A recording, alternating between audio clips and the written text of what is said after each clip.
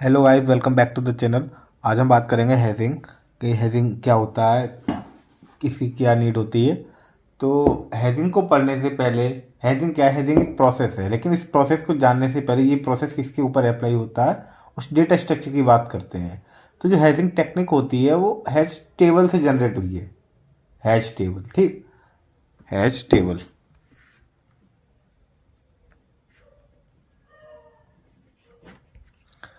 तो जो hash table होती है, हैश टेबल आपकी जो है एक एरे की तरह होती है, just like similar as array. Array में हम क्या करते हैं? एरे वो डेटा स्ट्रक्चर है जिसमें कि एलिमेंट को स्टोर या डिलीट कर सकते हैं कंटिन्यूअस मैनर में। ठीक ठीक कुछ इसी प्रकार से हैश टेबल भी एक ऐसा ही डेटा स्ट्रक्चर है। लेकिन जब हम एरे में कोई भी ऑपरेशन या कोई भी चीज़ परफॉर्म करते हैं तो वहां पे जो time complexity big of n रहती है कोई भी काम करने की। ठीक, क्योंकि हैश टेबल एक डेटा स्ट्रक्चर है और इसकी ये प्रॉपर्टी है कि ये एडीटी है। अब एडीटी तो आप इतना तो जान ही चुके हैं कि एडीटी होता क्या है, एब्स्ट्रैक्ट डेटा टाइप। ठीक, जब एडीटी है तो इस पे वो सारे ऑपरेशन अप्लाई किए जा सकते हैं, इसके बेसिक ऑपरेशन जैसे इंसर्ट करना, डिलीट करना, सर्च करना क्योंकि एडीटी कैटेगरी में यही सारे ऑपरेशन आते हैं और वो सारे ऑपरेशन हैश टेबल पे भी अप्लाई होते हैं। अब इसकी प्रॉपर्टी ये है कि इसमें कोई सा भी ऑपरेशन अगर हम अप्लाई करते हैं तो ये ऑर्डर ऑफ वन टाइम में रिजल्ट देता है। हम इंसर्शन में भी ये ऑर्डर ऑफ वन टाइम में, डिलीशन में भी ऑर्डर ऑफ वन टाइम में और सर्चिंग में भी ऑर्डर ऑफ वन टाइम में हमें क्या ये रिजल्ट देता है। ठीक, तो जैसे कि रैंडमली मेरे पास कोई डेटा है।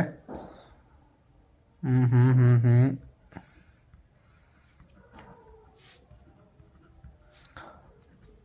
ठीक, कितने एलिमेंट? 1 2 3 4 5 6 और आप रख लीजिए एंड। ठीक, और ये क्या मेरी एक हैश टेबल है। जैसे कि एरे में आपको पता है कि ये इंडेक्सिंग ऐसे हमको करके एक इंडेक्सिंग बना लेते हैं, जीरो से स्टार्ट होती है। ठीक कुछ इसी प्रकार से अब ये सारे के सारे एलिमेंट मैं इस हैश टेबल में स्टोर करूंगा वन बाई वन। ये सारे के सारे एलिमेंट जब ये हैश टेबल में स्टोर किए जाते हैं तो ये जो पूरा प्रोसेस होता है, इस पूरे प्रोसेस को ही हम क्या कहते हैं? हैशिंग कहते हैं। ठीक, hashing. Hashing is a technique used for storing and retrieving information, यानी कि उस इंफॉर्मेशन के साथ काम करना, सर्च करना, डिलीट करना या कोई भी अदर ऑपरेशन अप्लाई कर रहे हैं आप अपने डेटा के साथ, दैट इज रिट्रीविंग प्रोसेस। ठीक, information as a quickly as possible. ठीक, it is use to perform optimal searches and is useful in implementing symbol table. जितना भी ये काम करेगा वो ऑर्डर ऑफ वन टाइम में कर देता है। ठीक, ये क्या, ये इसकी प्रॉपर्टी है, इसीलिए वाइडली यूज होने वाला डेटा स्ट्रक्चर है। लेकिन एरे भी एरे यूज होता है क्योंकि एरे की टाइम कॉम्प्लेक्सिटी ज़्यादा है, इसीलिए हम हैश टेबल कॉन्सेप्ट पढ़ते हैं। ठीक, अब ये आए कुछ ये कुछ इसके मेथड हैं स्टोर करने के इसमें। ठीक, कुछ ये मेथड होते हैं हैश टेबल में स्टोर करने के। पहले मैं हर मेथड से आपको करके दिखाऊंगा। सबसे पहला डिवीजन मेथड।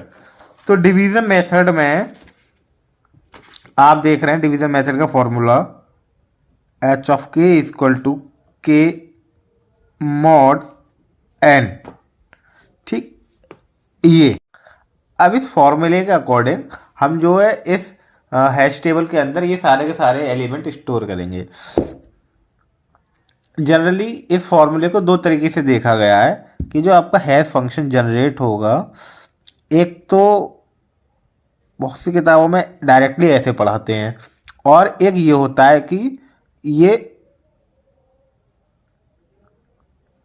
डिपेंड करता है इन नंबर्स ऑफ एलिमेंट पे, कितने एलिमेंट है इनके अकॉर्डिंग ये स्टोर हो जाता है। ठीक, इनकी इंडेक्सिंग कर देता हूँ मैं, 0 1 2 3 4 5 एंड 6, 3 एंड 3 6। हाँ, थोड़ा एक और बना लेते हैं। ठीक, तो अभी हम कौन सा मेथड यूज कर रहे हैं? अभी हम मेथड यूज कर रहे हैं डिवीजन मेथड, यानी कि साफ साफ इसके नाम में ही झलक रहा है कि डिवीजन, डिवीजन करना। कितने एलिमेंट हैं? 1 2 3 4 5 6 7 8, 8 एलिमेंट। आप कह तो इसको के मॉड 8 से कर सकते हैं या फिर के मॉड 10, किसी से भी करेंगे। रिजल्ट में केवल, क्योंकि डेटा स्ट्रक्चर स्टोर कर रहे हैं भैया, कोई किसी से कर सकता है, कोई कुछ कैसे, दोनों तरीके से थोड़ा डिफरेंट आएगा। मैं ऐसा ना पार्टीशन कर देता हूँ और आपको दोनों तरीके से बताऊंगा कौन सा एलिमेंट कहाँ स्टोर होगा, ठीक है। यहाँ पे हम 8 से करेंगे या 10 से करेंगे, पहले 8 से कर लेते हैं।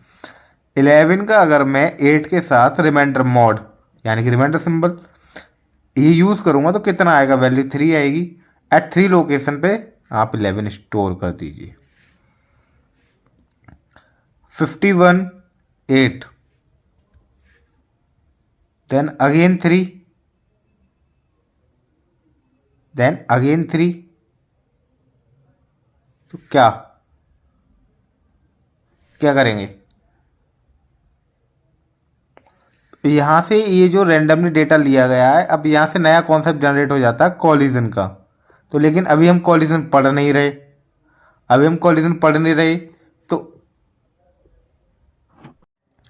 तो इसीलिए ये के मॉड एन वाला जो मेथड है वो थोड़ा फेल होता नज़र आ रहा है, क्योंकि अभी कुछ ये चीज़ आ गई कि अभी यहाँ पे हमने 11 स्टोर किया था, अभी यहीं ये 51 आ रहा है, तो क्या करें? तो यहाँ से नया कॉन्सेप्ट जनरेट होगा कॉलिजन, जो कि हम इसके दूसरे पार्ट में कवर करेंगे, ठीक। तो अब यहाँ से हम डायरेक्टली के मॉड 10 वाला फंक्शन देखते हैं, इससे ये इजीली सारे के सारे एलिमेंट स्टोर हो जाएंगे। सबसे पहले देखते हैं 11 मॉड 10 क्या जनरेट हुआ? 1, यानी कि यहाँ पे 11 को स्टोर कर दीजिए। 51 मॉड बाई 10, इसको 50 कर दीजिए, फिर से यही कॉलिजन वाला प्रॉब्लम आ जाएगी। देन 0, आप यहाँ पे 50 को स्टोर कर दीजिए। 63 मॉड बाई 10 3, अब यहाँ पे 63, 7 वाले में करेंगे तो यहाँ पे 77, 89 में करेंगे, क्योंकि अब ऑर्डर ऑफ एन की वैल्यू 10 कर दी है तो ये ऑर्डर ऑफ 9 तक जाएगा टेबल आपकी पूरी की पूरी, ठीक। 8 एंड 9, 89 यहाँ जाएगा। 96 6 वाली पोजीशन में 96, 22 एंड 44। ये तो क्या, ये मैंने इंसर्ट किया है। अब ये पूरा ऑपरेशन हुआ है इंसर्शन का। अब आप ये सोच रहे होंगे के मॉडर्न, अगर मैं के मॉडर्न फंक्शन यहाँ यूज कर रहा हूँ तो यहाँ पे कॉलिजन जनरेट हो रहा है, उस कॉलिजन को हम अगले पार्ट में कवर करेंगे और ठीक इसी एग्जांपल पे ये सारी चीज़ें अप्लाई करेंगे कि ये कॉलिजन कैसे यहाँ जनरेट हुआ था, और इसको रिमूव करके दिखाएंगे आपको क्या कैसे कैसे यूज होगा, कैसे डेटा स्टोर होगा इसी के ऊपर। अभी ऐसे देखिए, ये तो अभी इंसर्शन हुआ है ऑर्डर ऑफ 1 टाइम में, आपने देखा कि एक बार में सीधे डायरेक्ट एक इंडेक्स पे जाके एलिमेंट स्टोर हो गया इजीली बिना किसी दिक्कत के। अगर मुझे यहाँ से 96 डिलीट करना है, सेम फंडा 96 10 मॉड्यूलस यानी 6, मुझे कहीं नहीं देखना, 6 लोकेशन पे जाना है और वहां से हटा देना। अगर कोई चीज़ सर्च करनी है सेम फंडा वही, कि जैसे कि 89 मेरे को सर्च करना है, देन 9th लोकेशन पे जाइए, आपका डेटा मौजूद है और वहां से देखिए, ठीक। तो ये क्या, डिलीशन हुआ, इंसर्शन हुआ, सर्चिंग हुई, सारे के सारे ऑपरेशन कितना ऑर्डर ऑफ 1 टाइम में कंप्लीट हो रहे हैं। तो ये जितना भी प्रोसेस होता है ये पूरा प्रोसेस होता है डिवीजन का, ठीक।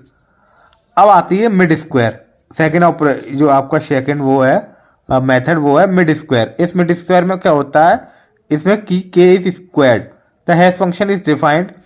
इसमें ऐसा कुछ होता है, ऐसा करते हैं इसमें, जैसे कि ये है 11 है, इस 11 में हम क्या करेंगे, हम ना, क्योंकि इसमें ये भी होता है इसकी वैल्यू पे कोई फर्क नहीं पड़ना चाहिए। अगर मैं इस 11 में यहाँ 0 ऐड कर देता हूँ तो अब तो ये 110 हो गई, तो वैल्यू पूरी पूरी चेंज हो गई। लेकिन अब क्या, यहाँ अगर 0 ऐड करता हूँ तो क्या इसकी वैल्यू में कोई फर्क पड़ेगा? कोई फर्क नहीं पड़ेगा। तो इसकी जो मिड में डेटा है, जो इसके मिड में डेटा है, उस डेटा का क्या करेंगे आप, स्क्वायर करेंगे। 1 का स्क्वायर किया, मिड स्क्वायर, कितना 1,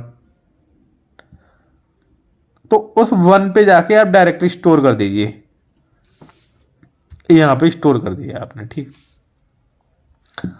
अब लिया था मैंने 50। ठीक, 5 का स्क्वायर करेंगे 25। ठीक, अब मॉड, देन इस तरीके से मिड स्क्वायर में हम कंप्यूट करते हैं कि कौन सा एलिमेंट कहां स्टोर करना है। ठीक, अब फोल्डिंग मेथड। फोल्डिंग मेथड में क्या होता है? फोल्डिंग मेथड बेसिकली जैसे कि कोई कंटेंट है आपके पास 1 2 3 4 5 6, अब इतने बड़े डेटा को स्टोर करने के लिए आप कहां तक, कितनी बड़ी हैश टेबल होगी आपके पास जब जाके मॉड निकालेंगे कर पाएंगे,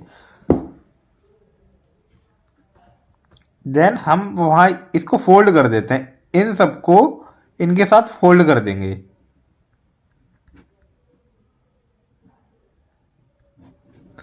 अब आप 579 को चाहे तो मिड स्क्वायर, अगर मिड स्क्वायर करेंगे फिर भी मॉड आप के मॉडल से भी यूज कर सकते हैं, आप फिर कैसे भी इस पूरे के पूरे डेटा को स्टोर कर सकते हैं। फोल्डिंग मेथड हम बेसिकली बड़े डेटा सेट के ऊपर ज्यादा यूज करते हैं।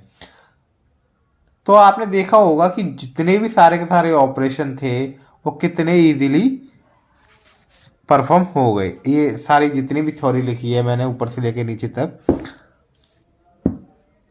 ये आपकी उसके लिए मिड स्क्वायर के लिए, देन ये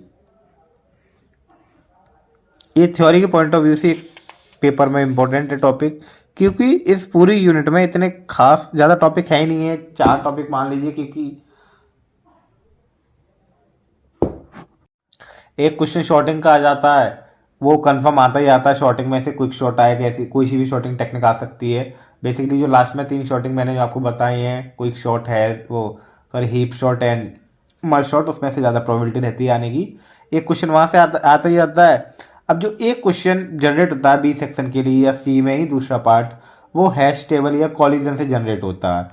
ठीक, इन्हीं में से कोई एक क्वेश्चन और आता है, ये इसमें से मोटे 2 क्वेश्चन बनते हैं इस पूरी यूनिट में से। ठीक, ये सारी की सारी थ्योरी इसी के बारे में। ठीक, अब इस पूरी चीज को पढ़ने में आपने देखा होगा हैश फंक्शन, ये क्या होता है? ये हैश फंक्शन 2 मार्क्स में कभी कभी इस हैश फंक्शन को पूछ लेते हैं। हैश फंक्शन हमारा वो फंक्शन होता है जिसके द्वारा हम उस फंक्शन को यूज करने से या उस पर्टिकुलर टेक्निक को यूज करने से हम अपने एलिमेंट को या अपने डेटा को हैश टेबल के अंदर स्टोर करेंगे। तो हैश फंक्शन क्या है? एक जैसे सेंटेंस नहीं होता, सेंटेंस के अंदर होते हैं हेल्पिंग वर्ब, तो ये वही हेल्पिंग वर्ब है आपके डेटा को स्टोर करने के लिए सिंबल टेबल के अंदर। ठीक, तो कभी कभी लोड फैक्टर, एक क्वेश्चन और आ जाता है कि लोड फैक्टर करके 2 मार्क्स में मैंने कभी कभी देखा है ये क्वेश्चन, लोड फैक्टर। तो लोड फैक्टर जो होता है, लोड फैक्टर की 2 मार्क्स में डेफिनेशन आ जाती है। लोड फैक्टर ये भी इसी यूनिट में से है, लेकिन number of element in hash table upon hash table size. अब ये लोड फैक्टर, अब जैसे कि ये यहाँ मैंने जो मॉड 10 से डेटा स्टोर किया था, इसको आपको इसका लोड फैक्टर बताना कितना होगा। 1 2 3 4 5 6 7 8, तो भैया नंबर ऑफ एलिमेंट तो इसमें 8 है और हैश टेबल का साइज कितना है 10। अब निकाल लो क्या 0.8, that is a load factor इस पूरे का। ठीक, और अगर 2 मार्क्स में डेफिनेशन आ जाए तो आप लिख सकते हैं the ratio of number of element in hash table to the size of hash table is called load factor. ठीक, आई थिंक कि हैशिंग से जितना भी कंटेंट आना हो वो सारा मैंने आपको बता दिया है, क्या कैसे करना है, अब वो आप देख सकते हैं। Thank you.